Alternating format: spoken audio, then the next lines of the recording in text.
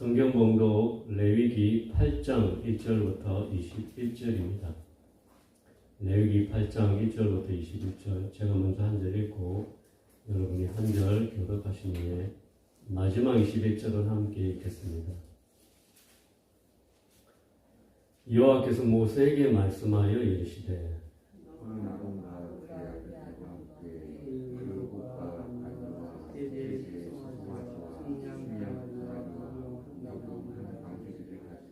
온 회중을 회막문에 모으라. 모세가 여호와께서 자기에게 명령하신 대로 하매 회중이 회막문에 모인지라. 모세가 회중에게 이르되 여호와께서 행하라고 명령하신 것이 이러하니라 하고 모세가 아론과 그의 아들들을 데려다가 물로 그들을 씻기고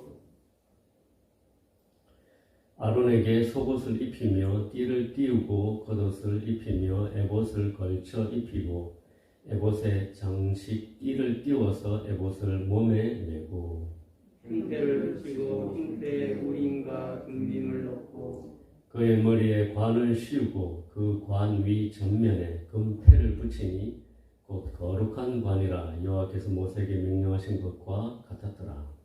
모세가 관유를 가져다가 흰막과 그 안에 있는 모든 것에 발라 거룩하게 하고 또 제단에 7번 뿌리고 또 그 제단과 그 모든 기구와 물두멍과 그 받침에 발라 거룩하게 하고 또 관유를 아론의 머리에 붓고 그에게 발라 거룩하게 하고 모세가 또 아론의 아들들을 데려다가 그들에게 속옷을 입히고 띠를 띄우고 관을 씌웠으니 여호와께서 모세에게 명령하신 것과 같았더라. 모세가 또 속죄제의 수송아지를 끌어오니 아론과 그의 아들들이 그 속죄제의 수송아지 머리에 안수하며 모세가 잡고 그 피를 가져다가 손가락으로 그 피를 제단의 네 귀퉁이 뿔에 발라 제단을 깨끗하게 하고 그 피는 제단 밑에 쏟아 제단을 석하여 거룩하게 하고 또 내장에 덮인 모든 기름과 간 커플과 그 콩팥과 그 기름을 가져다가 모세가 제단 위에 불사르고 그 수송아지 곧 그 가죽과 고기와 똥은 진영 밖에서 불살랐으니 여호와께서 모세에게 명령하심과 같았더라. 또 번제의 순양을 믿으세 아론과 그의 아들들이 그 순양의 머리에 안수하며 모세가 잡아 그 피를 제단 사방에 뿌리고 그 순양의 각을 뜨고 모세가 그 머리와 각 뜬 것과 기름을 불사르고 함께 읽겠습니다. 물로 내장과 정강이들을 씻고 모세가 그 순양의 전부를 제단 위에서 불사르니 이는 향기로운 냄새를 위하여 드리는 번제로 여호와께 드리는 화제라. 여호와께서 모세에게 명령하심과 같았더라. 아멘. 가정의 달에 우리를 그리스도 안에서 한 가족으로 삼아주신 주님께 영광과 감사를 올립니다. 지난 주일은 제가 설교할 날이었지만 5월 5일이라고 쉬게 해주셨습니다. 제가 어린아이 같다 보니까 하나님께서 선물처럼 특별히 쉬게 해주신 것 같습니다. 오랜만에 하니까 또 이게 발음이 잘 안 됩니다. 5월 들어서 설교 본문이 레위기가 되니까 제 개인적으로 마음이 심란했습니다. 성경 중에서 그것도 구약에서 제일 힘든 것 중 하나가 레위기라고 생각했는데 어떻게 설교 준비를 해야 하나 걱정이 되었습니다. 레위기에 나오는 수많은 제사, 절차나 규범 이런 것들이 복잡할 뿐 아니라 지금 현대를 살아가는 우리에게 무슨 의미가 있나 고개가 갸우뚱해지는 부분이었기 때문이었습니다. 하지만 하루하루 큐티를 해나가면서 말씀 묵상을 통해서 귀한 은혜가 그 말씀 속에 있음을 깨닫게 되었습니다. 사실 구약의 많은 율법과 규범들이 현대의 우리에게는 아무런 의미 없는 것처럼 느껴집니다. 하지만 마치 신약이 잘 만들어진 요리 완성품이라면 구약은 그 맛있는 음식이 어떻게 만들어지게 되었는지 알려주는 세세한 레시피처럼 느껴집니다. 간혹 저는 TV 방송에서 PD가 소문난 맛집을 찾아다니며 그 집의 대표 음식이 어떻게 만들어지게 되었는지 영상에 담아서 보여주는 프로그램을 볼 때가 있습니다. 그런데 손님의 식탁에 차려진 그 하나의 음식이 만들어지는 과정은 정말 놀라운 과정이 아닐 수 없었습니다. 눈에 잘 보이지 않는 양념, 그 하나에 이르기까지 많은 시간과 정성의 결정체가 되어서 상위에 차려진 음식은 더 이상 음식이 아니라 예술작품처럼 느껴졌습니다. 이것을 영적으로 생각해 보았습니다. 우리가 신앙을 통해서 식탁에 차려진 완성된 음식 같은 예수님의 은혜를 누립니다. 그런데 향기롭고 맛있고 작품 같은 음식인 이 신약 속 예수님의 은혜는 길고 오랜 숙성과 절차를 거쳐서 완성된 놀랍고 감격스러운 구약의 과정이 있었기 때문에 가능했습니다. 바로 레시피 같은 구약의 과정을 통해서 예수님의 은혜가 지금 우리 앞에 있는 것입니다. 결국 숨겨져 있던 놀라운 음식의 조리 과정을 알면 지금 먹는 음식이 더 새롭게 느껴지는 원리입니다. 그래서 레위기가 신약의 그림자지만 이런 중요한 의미를 품고 있는 소중한 말씀임을 깨닫게 해주셨습니다. 자, 그러면 오늘 본문은 레위기 초반에서 언급되었던 각종 제사의식 설명이 끝나고 모세가 아론과 그의 아들들을 제사장으로 임명한 과정을 보여주고 있습니다. 모세는 여호와께서 명령하신 대로 아론과 그의 아들들을 데려다가 물로 씻기고 아론에게 제사장의 옷을 입힙니다. 그리고 그는 관유를 가져다가 성막과 제단과 그 모든 기구와 아론에게 발라 거룩하게 합니다. 또한 아론과 그의 아들들을 위하여 속죄제의 수송아지와 번제의 순양을 여호와께 드립니다. 베드로전서 2장 9절에 이런 말씀이 있습니다. 그러나 너희는 택하신 족속이요 왕같은 제사장들이요 거룩한 나라요 그의 소유가 된 백성이니 이는 너희를 어두운 데서 불러내어 그의 기이한 빛에 들어가게 하신 이의 아름다운 덕을 선포하게 하려 하시니라. 이 말씀에서 우리 성도들을 왕같은 제사장들이라고 하신 말씀이 저희의 눈에 들어왔습니다. 하나님께서는 우리를 제사장이라고 하신 것입니다. 오늘 본문처럼 모세가 아론과 그의 아들들을 이스라엘의 제사장으로 임명하는 모습과 겹쳐 보이는 말씀이었습니다. 이 아침에 모세가 회중 앞에서 아론과 그의 아들들을 데려다가 제사장으로 삼는 과정을 묵상하며 우리를 왕같은 제사장으로 부르시는 하나님의 섭리를 배우고자 합니다. 다시 말해서 하나님께서 우리를 이 땅에서 하나님의 제사장으로 삼으시는 과정을 묵상해 보겠습니다. 그래서 오늘 설교 제목은 거룩한 제사장이 되는 과정입니다. 먼저 모세가 아론과 그의 아들들을 데려다가 물로 씻깁니다. 온 백성의 제사장으로 세우고자 먼저 그들을 깨끗하게 해야 하기 때문입니다. 하지만 아무리 씻어도 하나님 앞에 설 만큼 깨끗할 수 없기에 물로 씻긴 후에 대제사장을 위해 특별히 제작된 거룩한 의복을 입혀 그들을 구별합니다. 이 과정은 하나님 앞에서 거룩한 직분을 감당하는 사람이 되기 위해서는 먼저 자기 죄를 고백하고 죄 씻음을 받은 후 가장 거룩하신 예수 그리스도로 옷 입는 과정이 필요함을 상징적으로 보여줍니다. 저는 이 과정을 내적인 준비의 과정이라고 말하고 싶습니다. 물과 성령으로 나는 과정입니다. 예수께서 대답하시되 진실로 진실로 내게 이르노니 사람이 물과 성령으로 나지 아니하면 하나님의 나라에 들어갈 수 없느니라. 요한복음 3장에서 예수님을 찾아온 니고데모에게 하신 예수님의 말씀입니다. 예수께서 그에게 대답하여 이르시되 너는 이스라엘의 선생으로서 이러한 것들을 알지 못하느냐? 라고 하신 예수님의 말씀처럼 니고데모는 이스라엘의 선생이었습니다. 지도자였습니다.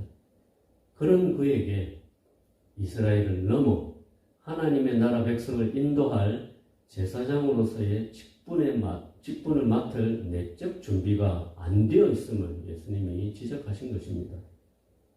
물과 성령으로 난 것이 제사장이 되는 내적인 첫 단계입니다.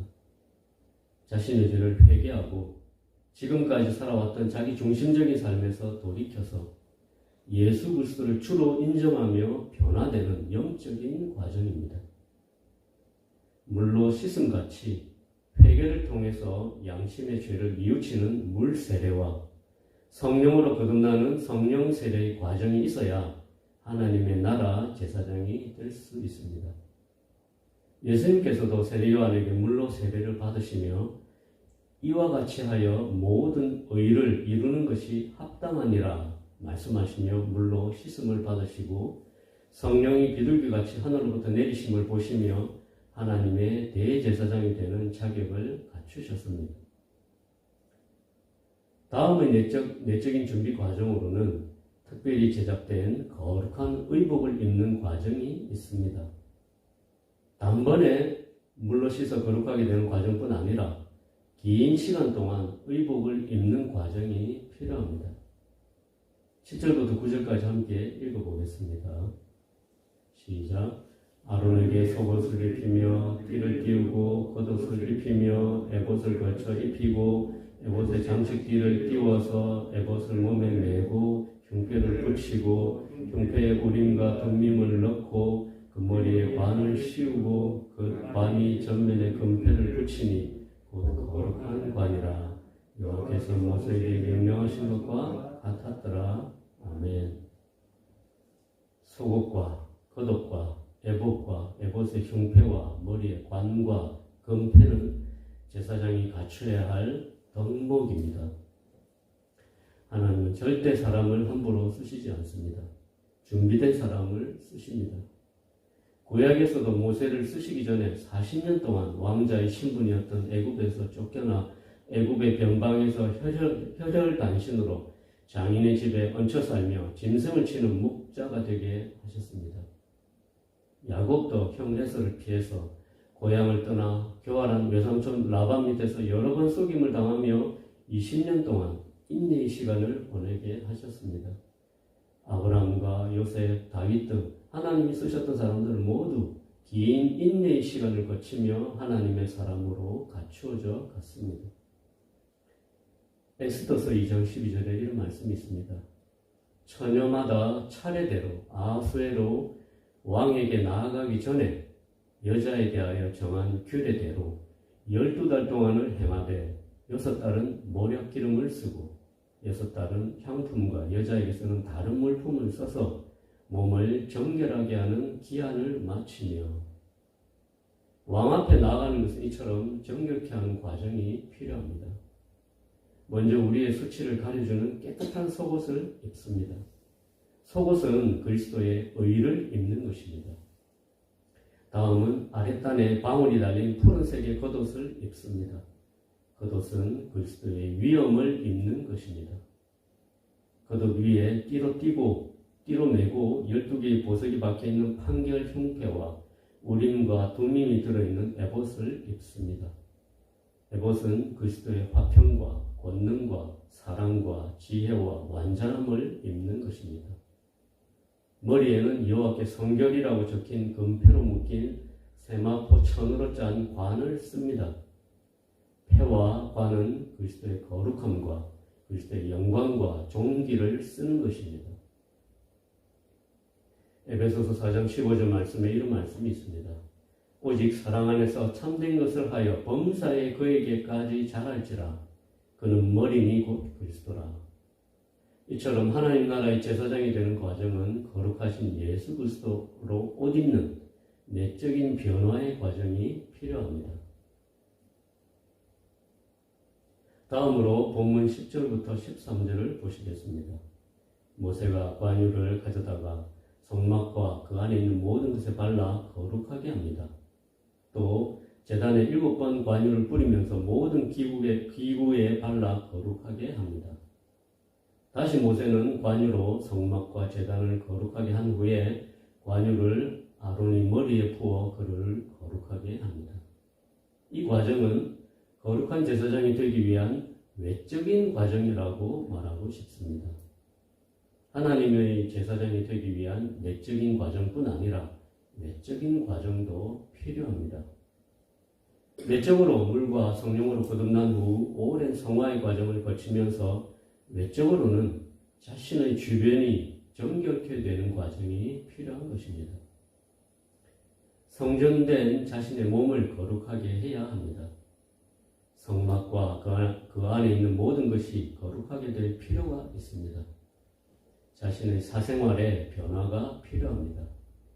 자신의 사회생활이 거룩해져야 합니다. 자신이 만나는 사람과 다니는 곳과 보는 것과 듣는 것에 거룩함이 세워져야 합니다. 에베소서 4장 17절부터 20절에 그러므로 내가 이것을 말하며 주 안에서 증언하노니 이제부터 너희는 이방인이 그 마음의 허망한 것을 행한 같이 행하지 말라.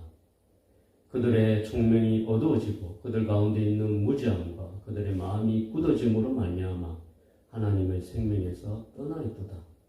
그들이 감각 없는 자가 되어 자신을 방탕에 방임하여 모든 더러운 것을 욕심으로 행하되 오직 너희는 그리스도를 그같이 배우지 아니하였느니라.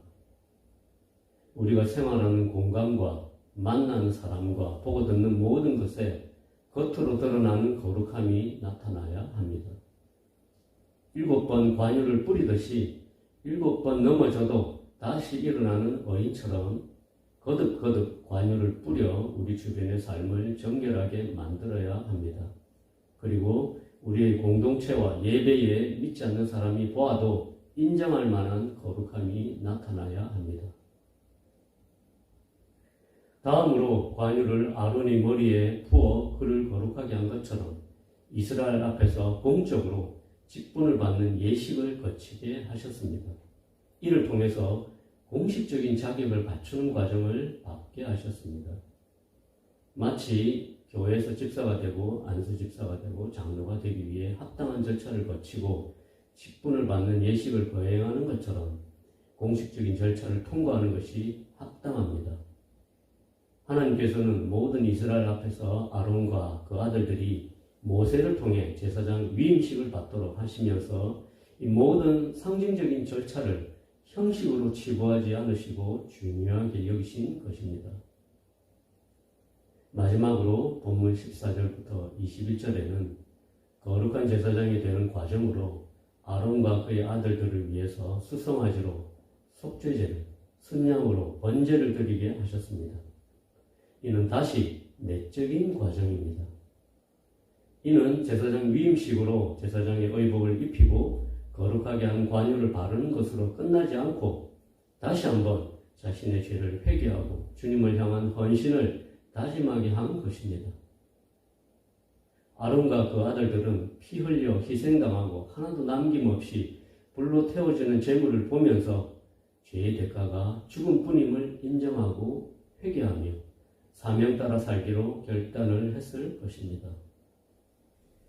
거룩한 제사장이 되는 과정은 처음에 내적인 과정을 거치고 다시 외적인 과정을 거치고 이제는 다시 내적인 과정으로 마무리되는 과정을 보여주고 있습니다. 이 말씀은 거룩한 제사장이 되었다고 거기서 끝나는 것이 아니라 속죄제를 통해서 제사장의 직무를 감당하면서 죄에 대한 경각심을 늘 마음에 새기며 죄로부터 끊임없이 정결케 되는 싸움을 싸워야 함을 보여주는 마지막 내적 과정입니다. 또한 번제를 통해서 하나님께 향기로운 냄새가 나도록 자신의 사명에 대한 헌신과 결단을 하는 마지막 내적 과정입니다. 고린도전서 10장 12절에 그런즉 선질로 생각하는 자는 넘어질까 조심하라 라고 하신 말씀처럼 피 흘리기까지 죄와 싸우는 싸움을 날마다 싸우고 제사장의 사명을 끝까지 감당하기 위해서 날마다 마음을 새롭게 하고 헌신하는 모습입니다.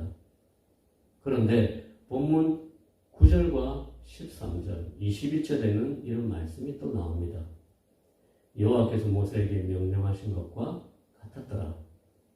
비슷한 말씀이 3번 반복됩니다. 이 말씀은 지금까지 언급된 제사장이 되는 모든 과정이 하나님의 말씀대로 이루어졌다는 뜻입니다. 결국 제사장이 되는 과정은 말씀의 사람이 되는 과정이라는 뜻입니다. 말씀의 가치관으로 무장된 제사장, 말씀을 사랑하는 제사장, 말씀을 옳게 분별하는, 말씀에 순종하는, 말씀을 선포하는 제사장을 말합니다.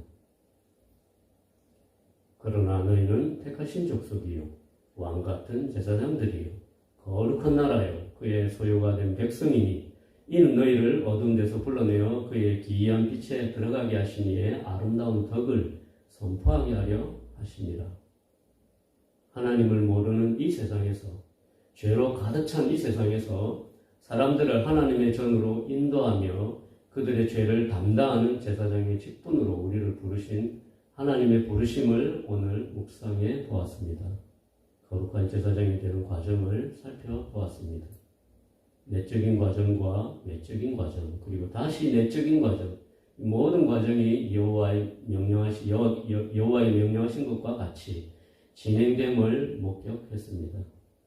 이 아침에 이런 하나님의 음성에 응답하시는 저와 모든 성도님들이 되시길 주님의 이름으로 축원합니다. 함께 기도하시겠습니다. 하나님 아버지, 우리의 모든 죄를 씻어주시고 예수 그리스도로 옷 입혀주시는 하나님의 은혜에 감사를 드립니다. 왕같은 존귀한 제사장으로 세워주시길 원하시는 하나님의 뜻을 마음에 새기고 주님의 부르심에 순종하여 날마다 피 흘리기까지 죄와 싸우며 거룩함을 이루어 하나님의 영광을 나타내는 저희가 될 수 있도록 성령의 권능을 부어 주시옵소서. 예수님의 이름으로 기도드렸습니다. 아멘. 주기도문으로 예배를 마칩니다.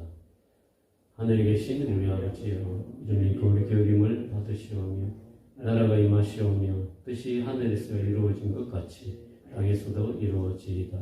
오늘 우리에게 일용할 양식을 주시옵고 우리에게 죄 지은 자를 사하여 준 것 같이 우리 죄를 사하여 주시옵고 우리를 시험에 들게 하지 마시옵고 다만 악에서 구하시옵소서. 나라와 권세와 영광이 아버지께 영원히 싸움나이다. 아멘. 오늘 말씀을 기억하시고 각자 가지고 나오신 기도 제목을 가지고 기도하시겠습니다.